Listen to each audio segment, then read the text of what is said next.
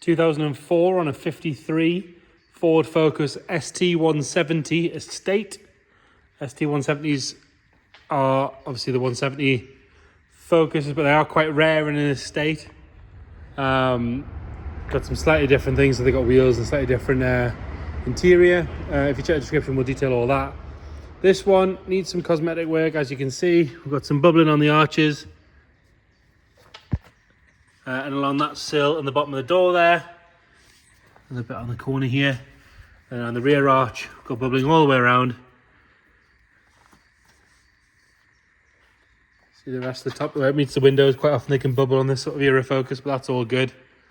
Roof itself's nice. The whole thing wants a really good clean. You can see it's ingrained with dirt. It wants a really, really good clean. But there is rust issues like we've just mentioned. I'll show you them as we go around. Round up the rear, you got a little bit on the tailgate here. Tail lights are all nice and bright. Rear bumper's good. Glass is nice. And then around the window on the back again, no sign of any rust there. Roof, all nice and straight like I mentioned earlier on. It's been keyed at some sort along here. And there's a scuff on the rear rib strip there. Same issue on this rear arch again, more rust around there.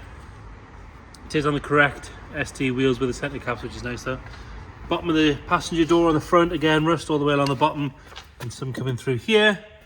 And then a bit more coming through on this front wing. All the glass all the way around is nice and clear. Wing mirrors are good. Around the handles is nice. Coming around on the front, both headlights need a good polish.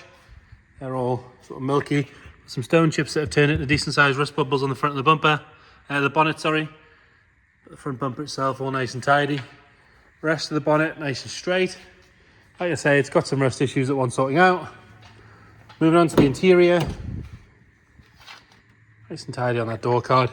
Driver's seat is surprisingly very good for the age and the mileage. There's a tiny little bit of wear on the bolster, but they're both nice and firm. It's not collapsed or anything like that. Carpet set's nice and tidy. Decent amount of wear on the outside of the steering wheel. And we're on 166,000 miles. So that seat, like I say, is very good for the mileage. Into the back. Nice and tidy on the door card. Rear bench, we've got some staining on the bottom of the seats, sort of stuff that if you're getting in with sort of out of the rain with wet trousers or something like that, that'll looks like it'll steam clean out. Backs of the seats are good. Headlining is nice and tidy. There's no funny smells in there. There's no sign of any moisture or anything like that. Put the button to open the boot, which almost never works on these. This one still works.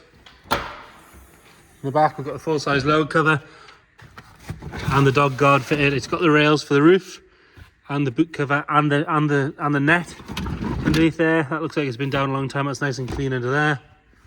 Underside of the boot lid, that's all good as well. Rear passenger, nice and tidy on the door card.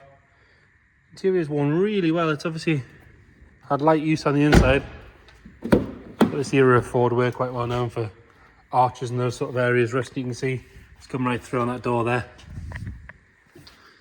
Again, this seat, a little bit of staining on the bottom that looks like it would steam clean out, but the seats, again, very good.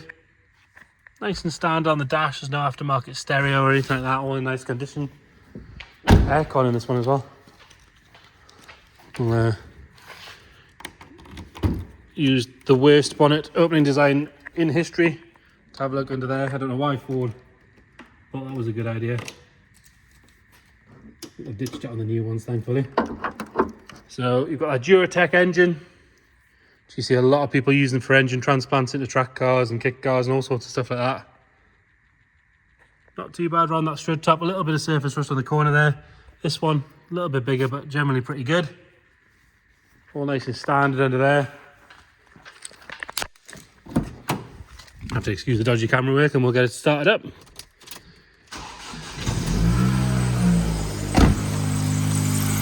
Bit of a squeak from a belt, but other than that, ticking over nice and happy. Nothing nasty flying out the back. Been with us a couple of days, always starts happily, runs nice. So there you go, 2004 on a 53 ST170 Estate. Any questions, please get in touch. Thank you.